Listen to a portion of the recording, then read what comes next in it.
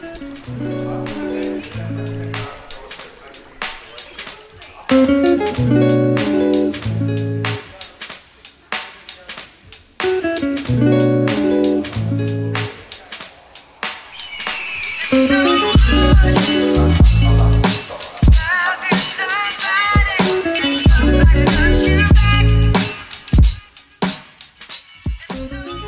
I'm going to be reading a lot.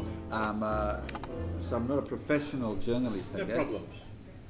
Tom Panos, father, Yes. brother, son of a Greek immigrant, Yes. and respected business individual. Yes. Looking back at your last, I'm not sure how old you are, I'm going to say 40 years. Yeah. No, 51. Over the last 50 years of Yeah. happiness, Yeah. business successes, Yeah. pain and family times, Yes. what would you say is your secret to life success? My secret to life success is this.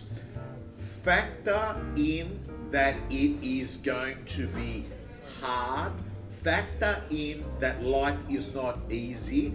Factor in that problems are not like potential, but they're inevitable. Because I have a fundamental view, Emil, that life is in fact suffering. I believe that life is suffering. I believe that you will bury people you love.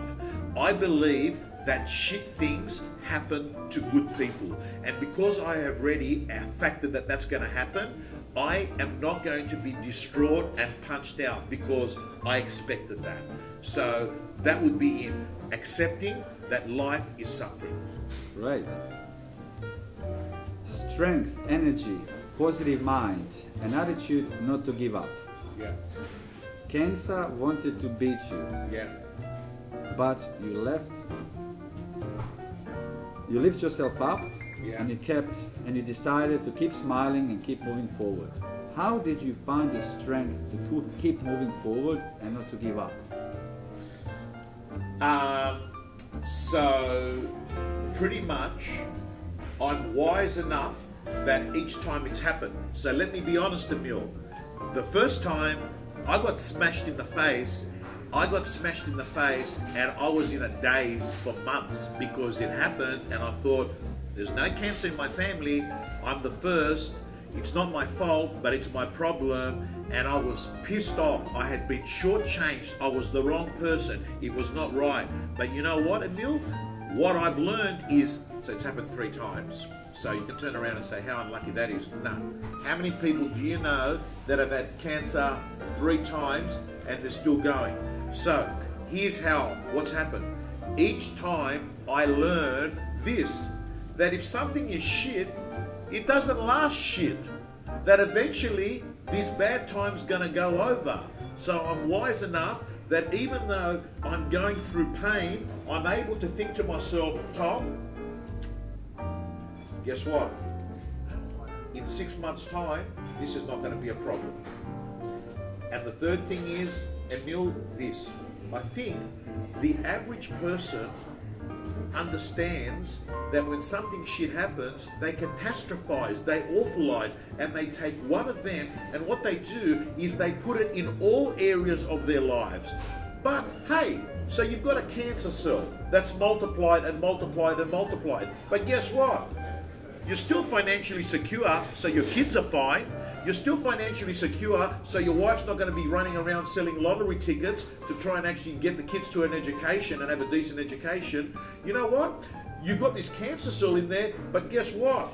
There's so many other things that are still ticking along that are fine. So what you do is you actually do not get a problem and say that this is the whole thing is gone and finished. So I think it's being able to have the experience of logically working out, this is not, I don't catastrophize, I don't awfulize. It's not great, but I've got to tell you, there's a lot of other great things that are happening anyway.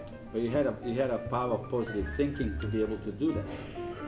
Well, I believe that controlling your mind is probably the most important thing a human being can have, because you can't have a positive life with a negative mind. And that's why I will say to you that I believe that cancer is easier than actually having something wrong with your brain. And I'll tell you why. Because when you've got something wrong with your brain, you don't have the ability to actually think about things in a logical way.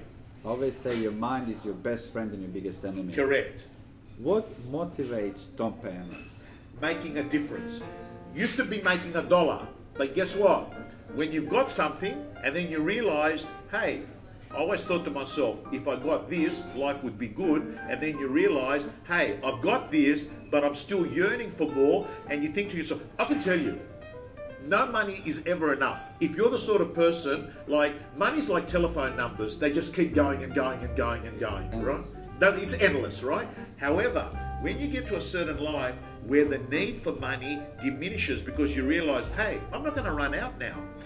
It's about making a difference. That's what it is. Because you realize you came on a specific date, you're leaving on a specific date, so there's a start, there's a finish. So what's in the middle? There's this thing called life. That's all there is. So then you think to yourself, start, finish, life. Oh, I make my life so valuable. I make my life, give it some meaning, right? Because at the end of the day, let's face it, Emil, everything we're making, it's being inherited. Just keep your fingers crossed. They marry some good people, right? Real estate. It is very clear that Yeah. you have very strong passion for real estate. Yeah. At young age, why did you choose real estate as your career move? Because I was a fucking shit basketball player. I couldn't kick a soccer ball, so I accepted I'm not going to be a guy that's going to be wearing the number 9 for Australia in the World Cup. I realised 100% that I didn't have the ability to have a score of the top 1% and actually become Australia's number 1 brain surgeon. So what was the outcome? Find something that you like, something that you're good at, and it seemed to have just happened that I thought it was effortless, and I thought to myself, I'm just going with this because this is too good to be true. They're going to pay you this amount of money to actually just talk to 20, 30 people per day, tell them the truth, make them feel good, actually get back to them. Fucking, I'll take this. And 20 odd years later, you were still 30 years later. 30 years in real estate. 30 years. You meet successful business owners all the time. What is one thing they all have in common?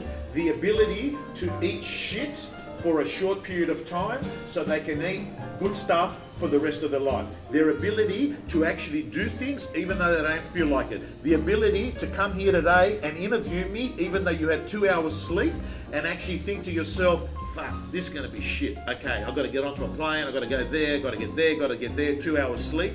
The ability to actually pay a price now, but know that you're going to have an end product that's going to be of some value to you later. Correct. Young people Yeah. that are stepping into real estate, first 12 months for them, what is there for them to accept? That they're not going to make a lot of money. Number 2 is that they're not going to be like the $1 million listing people, Ryan and Frederick or this and that. That's all bullshit. That's fake world. That's like less than 0.5%, right? That's what am I talking about, 0.5%? That's like 1 chance in 50 million. Forget about that game. What you've got to understand is this. If you're a young person in real estate, this is pretty much the deal. Build your brand. Build your database. Don't worry about making money, and understand one thing. Learn your craft inside out. And never ever forget, the 3 years that you suffer for now is going to give you 30 years of paradise. Technology is changing the way we do business today. How is it changing real estate in your view? Well, it's totally screwing it up because some people are so dumb that they've actually stopped talking to people and they just send emails. What do the smart people do, Emil? They realize technology does not substitute. Technology complements. So, what you've got to do is be super smart and say, hey, I don't need to have to remember to contact Emil Juresic on the 28th of September because that's the day that he bought his house last year. I'll actually have a system that's going to tell me to do that. That's what technology's done. 100% correct. You are one loud character. I can't run away from that. Everyone knows you. You have lots of fans, but I'm sure there are many other people that might not like you so much. How do you deal with what we all call these days haters? And what advice would you give to others regarding haters, others that are affected by haters? Okay. So the first thing I will say is that they're going to hate you. They're going to hate you. And the reason I say it is that there is an environment which is everyone wants you to do good till you're better than it. And that basically means that when you're on your way up, people are going to say, mate, top guy, mate, hungry, mate, that guy's going places. What happens is when they go there and you're equal, there's a bit of uncomfortable, fuck, okay, all right. Then you go over and this person starts disliking. They dislike themselves because what they're saying is, why is this person doing what I should be doing? So when someone hates you, what they're really doing is reflecting how they feel about themselves. So what I say is this: never need this person's approval, because if you do, the only way you're going to get it is if you drop a few gears and come back down to them. But you're not that, because this person is not you. Their journey and your journey are two different journeys. You focus on your journey. Focus, stay in your lane, because this person's lane's different. Advice to people that tried something and failed. They didn't fail. They didn't fail. What actually happened is they learned something. They received data. They were given information that can help them to actually make a better choice and decision. And may I say to you that being successful is not just about hustling and grinding 24/7. It's about making better choices. And the way that you make better choices is by learning from previous experiences, because with better choices, you take better actions. And with better actions, you get better results. So I say you haven't failed. You've received some very useful data. Last question for Tom Panos. What is next for Tom Panos? Emil, this is what's next. Provide outrageous value to people, and what will happen is they will think the money I pay this person and the value I'm getting is a top deal. We'll keep giving him money. So, you know what? I'm not the sort of person that believes, Emil, that you've got this, like, you know, some people turn around and say, this guy's living his destiny. I don't think that Steve Jobs was born at age 0 and thought, I'm going to create an iPhone. What you do is you continually do stuff to provide incredible value, and that's what I want to do. And the second thing I want to do is, I would like, though it's not in my control, because some things is God, and that is, I would like to stay as long as possible on this planet, having high levels of energy and being able to make choices. There are a group of people, whether they've got anorexia, whether they've got Alzheimer's, whether they've got depression, whether they've been, they've lost their eyesight. They don't have those choices. I would like as much as possible to be able to have choice, to be able to use all my body, to have high levels of energy, because I've got a goal, and that is to make a difference before I make $1. And by the way, Emil, it's a funny thing about life. The bigger difference you make, the more dollars you make. Absolutely. Thank you. Thank you, Emil. I hope that I was good with questions. That's a great question.